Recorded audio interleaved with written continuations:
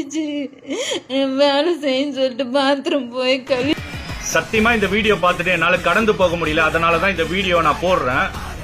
குவைத்துல ஒரு பெண்மணி குழந்தையை பார்த்துக்கிறதுக்காக ஒரு வேலைக்கு போயிருக்காங்க. அந்த இடத்துல பயங்கரமான ஒரு துன்புறுத்தல ஏற்பட்டிருக்கு அவங்களுக்கு. அவங்கள அடித்து தினந்தோறும் அடித்து இருக்காங்க.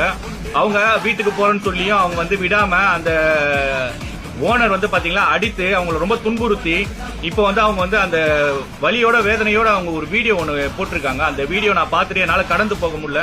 நம்ம என்னென்னவோ பார்த்துட்டு கண்ட விஷயத்துக்கு தான் நம்ம லைக் பண்ணிருக்கோம், ஷேர் பண்ணிருக்கோம். இந்த ஒரு விஷயத்துல நீங்க லைக்கோ இல்ல ஷேரோ நீங்க பண்ணீங்கன்னா கண்டிப்பா அவங்களை மீட் எடுக்க முடியும். இந்திய எம்பசி அதை பாக்குற அளவுக்கு கொஞ்சம் ஷேர் பண்ணுங்க. தயவு செய்து இதை ஷேர் பண்ணீங்கன்னா இந்திய வெளியுறவு அமைச்சகம் இதை கண்டிப்பா இதை பார்த்துட்டு அவங்களுக்கு கண்டிப்பா நம்ம மீட் எடுக்கலாம். ஸோ நீங்க தயவு செய்து நம்ம ஊர்ல இருந்து ஒரு பெண் போயிட்டு அங்க சிக்கி இருக்காங்க. அவங்கள நம்ம காப்பாற்ற வேண்டியது நம்ம கடமை. இந்த வீடியோ நீங்க பாத்தீங்கன்னா தெரியும் அவங்க எந்த அளவுக்கு அந்த கதறல் சத்தம் கேக்குது அப்படின்ட்டு. தயவு செய்து இதை கொஞ்சம் ஷேர் பண்ணுங்க. வணக்கம் சார், நான் குவைத்துக்கு வந்துக்கிறேன் சார். வீட்டு வேலைக்கு வந்தேன் சார். நான் 1 வருஷம் 2 மாசம் ஆயிடுச்சு. எனக்கு ரொம்ப முடியல உடம்பு. நான் வீட்டுக்கு போறேன், இல்லை ஆபீஸுக்கு அனுப்பிச்சி விடுங்க சொல்லி சொன்ன அன்னைக்கு 3 நாளா அனுப்ப மாட்டேன்னு சொல்லிட்டாங்க. சரி, அந்த ஆபீஸ்காருக்கு ஃபோன் பண்ணா போலீஸ் சொல்லிட்டுன்னு போய் வரும்னு சொல்லிக்கிறாங்க. உங்க பாபா நீ பேக் பண்ண அப்படின்னு சொன்னாங்க. அதனால நான் பேக் பண்ணிக்கணும் கீழே போனேன். பாபாட்ட பேசலான்னு கீழே போனதும் பாபா பிடிச்சேன்னு என்ன அடிக்கிறாரு.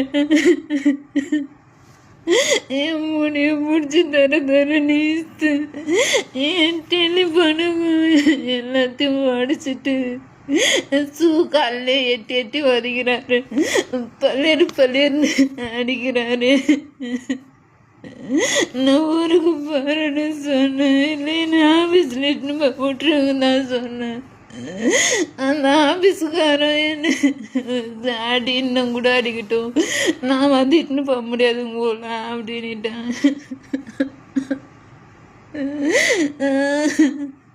நான் எந்த தப்பு செய்யல. அந்த குழந்தை நல்லா தான் நான் பார்த்துக்கிட்டுக்கிறேன். எனக்கு உணவு முடியல. அதனால தான் நான் வீட்டுக்கு போடணும் இல்லை ஆபீஸுக்கு போடணும்னு சொன்னேன். கொஞ்ச நேரம் கூட இந்த வீட்டில் ரெஸ்ட் இல்லை. குழந்தை ரூம்ல படுக்கணும், குழந்தை ரூம்ல